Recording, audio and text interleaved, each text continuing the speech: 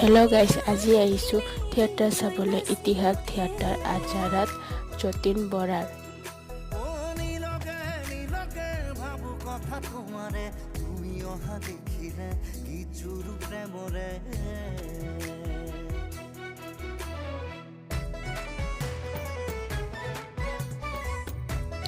চালোঁ, বহুত বেছিয়ে ভাল লাগিলে মহাৰাজখন, আৰু মোৰ প্ৰতিখন নাটকে বহুত বেছি ভাল লাগিলে। আৰু মোৰ প্ৰিয় অভিনেতাৰ ভিতৰত যতীন বৰা 1 নম্বৰ। আৰু মোৰ মন আছে লগ পাবলৈ, আৰু লগ পোৱাৰ লগতে একেলগে অভিনয় কৰিব মন আছে।